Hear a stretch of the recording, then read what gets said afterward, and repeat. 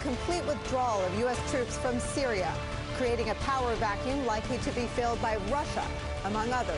In a part of the world that is decidedly zero-sum, today's decision will cheer ISIS, Moscow, and Iran.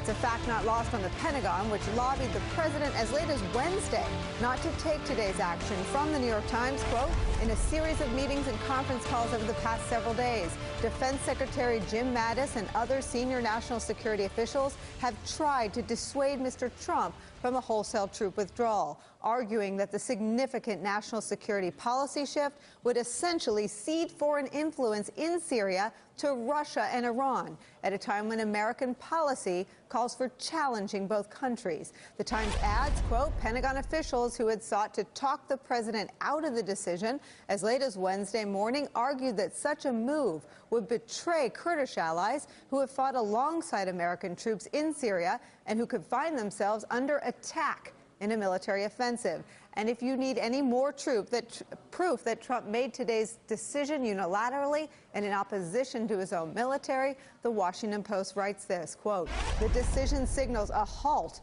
to an extended American ground campaign against the Islamic State and upends plans across the U.S. government articulated by senior officials as recently as this week for an ongoing mission to stabilize areas once controlled by the militants. But Donald Trump disagreed. This morning he tweeted this, quote, we've defeated ISIS in Syria. My only reason for being there during the Trump presidency. The whiplash was best described by Josh Rogan, who writes in the Washington Post on a piece entitled Trump Undermines His Entire National Security Team. On Monday, the U.S. Special Representative for Syria engagement publicly pledged that the U.S. commitment to Syria would not waver. The very next day, Trump reportedly decided to rapidly withdraw all U.S. troops there. At least one Russia watcher says to look for Vladimir Putin to tout today's news in his year-end press conference tomorrow. A Russian government spokesperson has already praised the order, saying, quote, the U.S. decision could result in genuine real prospects for a political settlement in Syria. So to recap for everybody, Pentagon, not happy. Putin, so happy. Here to break down another extraordinary day of news, some of our favorite reporters and friends. From the New York Times, Chief White House Correspondent Peter Baker. Also joining us, Kevin Barron, Executive Editor of Defense One, retired four-star General Barry McCaffrey, a former battlefield commander in the Persian Gulf. Ron Klain, he's former Chief of Staff to Vice Presidents Biden and Gore. And with us on set, Jason Johnson, Politics Editor for The Root. I have to start with you, General McCaffrey, your reaction. Well, I think the most important assertion I'd put on the table is there is no national security process in the U.S. government. We ended up with Bolton and the State Department rep and the Pentagon, the chairman of the JCS and others had reassured the international community that we would not withdraw. And it's clearly good news for the Iranians, for Hezbollah, for the Russians, and most importantly for Assad, who will now see a chance to finish them off. It looks to me as if it was cooked up essentially one-on-one between Erdogan and Mr. Trump, in which he says, look, the Turks are buying a bunch of our military equipment, and he ceded the battlefield, this is speculation, to the Turks. General, what do you make of all the background noise? I mean, just this week, the president's former national security advisor, Mike Flynn, had two of his former colleagues indicted for crimes around their business activities with the Turks. Mike Flynn himself was essentially planning what looked like a rendition of someone Erdogan wanted. And now the president seems to go against the advice he was given by Secretary Mattis, by his military advisors, and doesn't just go against their advice, pulls the rug out from under them. A lot of members of Congress and others saying they learned about this in the newspaper. Well, there's also a lot of pushback now to Republicans in the Congress, which is encouraging to me. Look, the Mike Flynn thing is almost a separate issue. Poor Mike Flynn, I think, was particularly the whole notion of renditions, snatching somebody in the United States and possibly turning him over with such criminal, insane conduct. It's hard to imagine what was going on. And by the way, Obama had fired Flynn for being erratic while he was on active duty as a three-star in Defense Intelligence Agency. So I think Mike Flynn is probably going to end up behind bars and is a separate issue. But back to the issue at hand, I think the problem is we are running a global national security foreign policy strategies. And what we have right now, essentially, is a president in almost a sort of a rogue operation, fully within his constitutional authority, making impulsive, unilateral, and frequently bad judgments. That's the issue. I wanted to ask you about that, General. We have seen the president go to war, really a hot war against the intelligence community, undermining and not accepting their assessment around Khashoggi, very famously now undermining and not accepting their assessment around Russia. He's been at war with the law enforcement agencies since day one. It seems with the planning or the desire to have a military parade, the decision to send troops to the border, and then this move today, that he's accelerated his conflict with the military. How is that going over inside the Pentagon? Well, I wouldn't want to speak for inside the Pentagon. I think basically, you know, you ended up with the primary national security players, obviously, are the Pentagon, CIA, State Department, and Treasury. And they're very professional people. They're career people. They know exactly what they're doing. They have years of experience. And they're running into an operation in the White House in which the president really won't read their material, won't take complicated briefings, has no background, and yet will impulsively make a decision. It's hard to know where all this is going to go, but so far it's rebounding to our disadvantage in terms of keeping the American people safer. There's still a couple of thousand ISIS fighters in Syria, and our Kurdish allies, who we're now going to abandon, and by the way, that's another message to our allies to not trust us. It's just hard to understand what he was thinking, except placating the Turks and doing something positive for the Russians. And by the way, benefiting the Iranians and Hezbollah in the process also. Kevin Barron, can you jump in here? And the general chooses his words very carefully, but there's something ringing in my ears. The impulsivity of the commander-in-chief, the impulsivity and absence of a strategy with American national security. Those are things that you usually hear on the campaign trail, not from someone who has already sort of arrived at the post of the commander-in-chief. Do those things disorient, scare, frighten, alarm, or are they ignored inside the Pentagon? Well, they're dealt with. You're right. I mean, we're 2 years into the presidency and 2 national security advisors into the presidency. And we've already heard inside the Pentagon how they've adapted to the president. They expect him to make impulsive decisions, and when they do, they just try to be ready to field them. But I think we should try to look ahead to, after all this dust settles, what's really going to happen. Are all U.S. troops going to pull out of Syria? Already today we're hearing probably not. That's not what the Pentagon is trying to do. That's not what's been decided. That may have been the tweet this morning, but there was a background call at the White House, and they're saying, you know, they're all saying the right, very cautious things, that there already was a plan. The president has wanted to pull people out.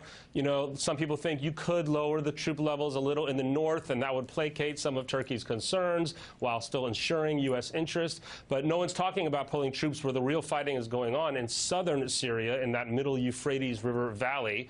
But those troops down there and in the rest of the country are what's keeping the lid on ISIS and the ISIS that remains. Not just the active fighters, but the latent, the ones that are you know, people are afraid will come out of the woodwork all over in places like Raqqa, which is supposed to be a huge success story. It's the one area in the world where everything has gone right, meaning that the U.S. has used local forces to secure the area at a very low cost to the U.S., low cost to U.S. troops, with a great benefit. Women in charge of leading civil governance, you know, democracy flourishing and ready to go if the U.S. community, the U.S. and international community will support it. If the president will support it, will provide the stability ops, will keep some troops in the area. So I think this is very similar to when he announced we're going to leave Syria in the spring when this happened before. When he said it, the Pentagon said, well, wait a minute, and it didn't really happen. I think we got to give it a day or two to see what the real pullout is going to be. But can I just interrupt you? I mean, how ludicrous is that? Have we ever had a commander-in-chief who's essentially ignored? So he sent troops to the border. Lots of Republican senators and Democrats called it a stunt. He ordered a military parade. They humored him. They planned a parade, and then they pulled the plug. I mean, is he someone, is the Pentagon, I mean, you're basically describing a U.S. military that does not listen to the commander-in-chief. Is that what's going on? Well, no, I don't think that they don't listen to him. I think that they try to prepare for the unexpected. The transgender ban. He ordered a transgender ban. I mean, listen, to their credit, I'm cheered if you're telling me that the military doesn't listen to him. But I read a lot of quotes of a lot of senior Pentagon officials who were alarmed by the news, who had the rug pulled, who were testified or communicated as recently as yesterday that our commitment was solid. The president seems to have his foreign policy run through Moscow or Turkey or other countries. I mean, are they happy just ignoring him? No, I think there's a little bit of having it both ways. The president will make these outlandish announcements that throw everybody into a fit and surprises folks.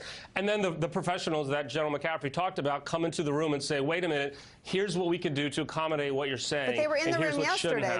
They were in the room this morning, and they didn't prevail. Well, we don't know that yet. We don't, as far as we know, we heard today Mattis has not signed an order to pull all the troops out, and the White House on their conference call saying that a troop withdrawal is, going to be happening, but we don't know that it's a full pullout yet. So I understand what you're saying. There's a lot of frustration that people wish there was a more traditional process to get to these decisions, especially for people like the Central Commander who has to, field phone calls from every chief of defense in the region going, wait a minute, you guys said you were going to stay.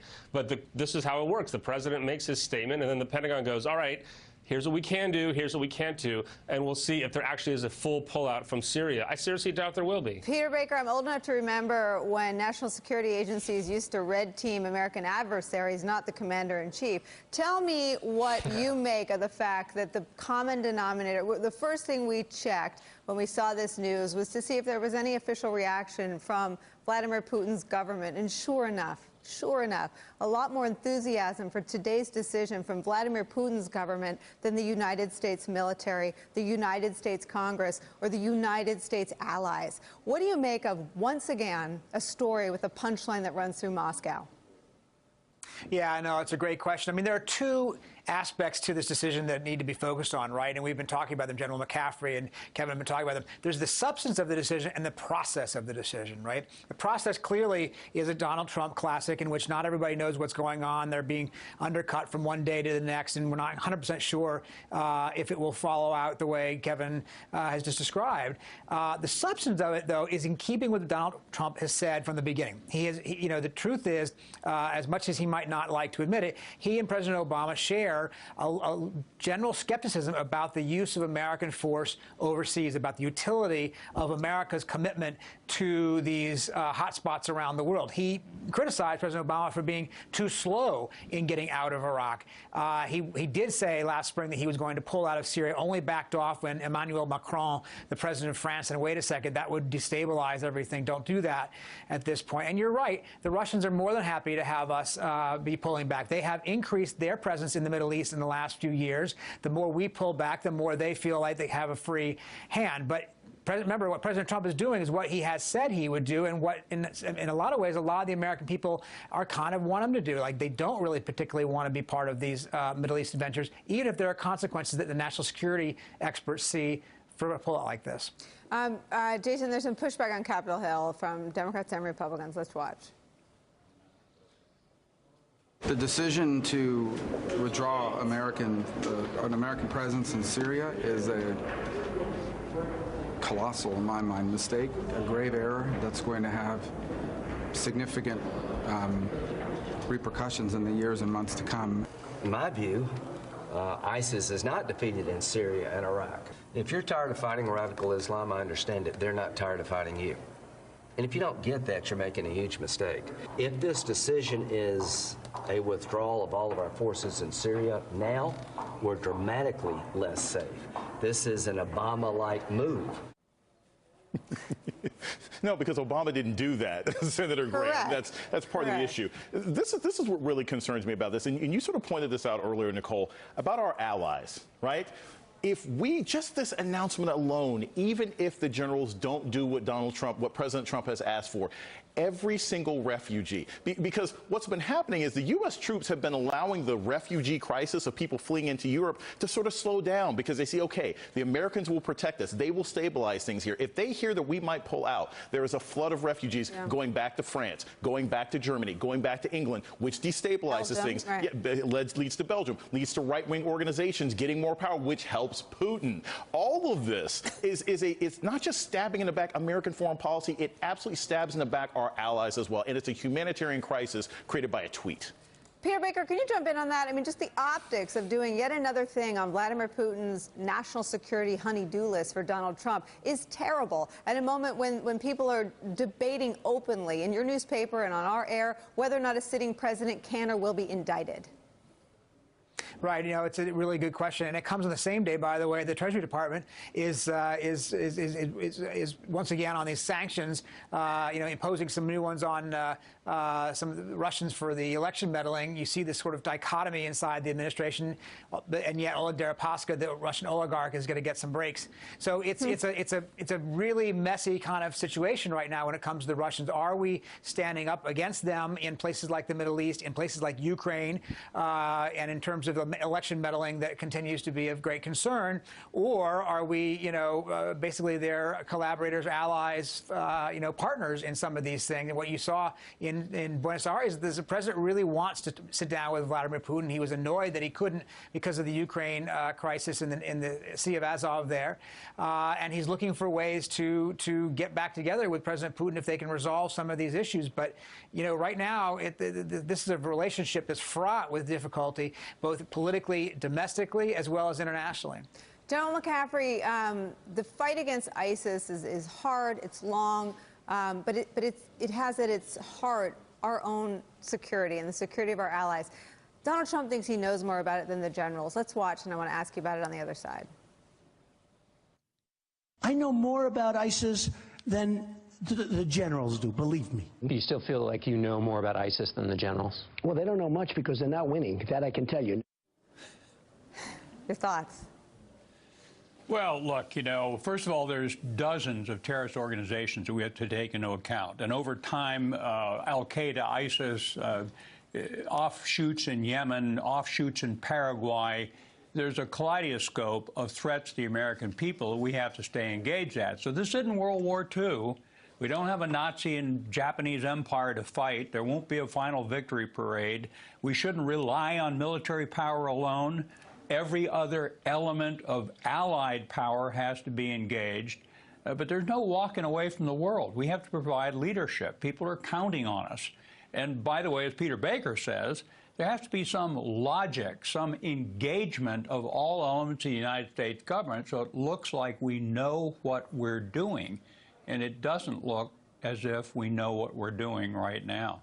Kevin Barron, let me put you on the spot and give you the last word here. When a story like this explodes on Twitter, in part because of Donald Trump's fanning the flames here, what does it do to morale inside the building to see that their advice was ignored by the commander-in-chief, to see that the process was not adhered to see that the rug was pulled out from under them, to see that America will not be a partner in trying to defeat ISIS, a promise we made as recently as yesterday? Well, it ruined my morning, and I'm sure it ruined a lot of people's over there. There's a couple of levels to that. I think if you ask the senior leaders in the national security cabal and in the military, you'll get one answer, and if you ask the grunts, you'll get something else. And what I mean is that people on the ground have been complaining and have been worrying for a couple of years now, and we've covered this, that this is exactly what would happen, that as soon as ISIS was defeated on the ground to some level, the U.S. would pull out. And after Trump was elected, the thought was even more so, that Trump was going to pull the U.S. out too soon, abandon the SDF after all the promises that we made to them, and abandon the country strategically, as Peter was emphasizing, to the Russians and the Iranians and et cetera. At the higher level, there's been a little bit more caution to say, look, we know Erdogan is a pain. We know Turkey wants to fight the SDF, and we're making excuses and making some bedfellows with odd enemies. But the reality is that Turkey is a NATO ally. They hold some of our nuclear weapons. They're a strategic linchpin between U.S. interest and Russian interests, and that outweighs the SDF, fighters on the ground. This is now the point where a lot of this has come to a head that a lot of us have been watching for some time. And the president's impulsiveness, again, seems like the U.S. is going to pull out, but I caution to see what's really going to happen in the end of the day. And even if they do pull out, there's thousands of troops right across the border in Iraq. There are tens of thousands in the region that could go right back in and do what needs to be done.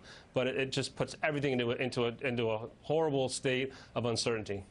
A horrible state of uncertainty. Great place to stop. Kevin, Peter, General McCaffrey, thank you so much for starting us off. After the break,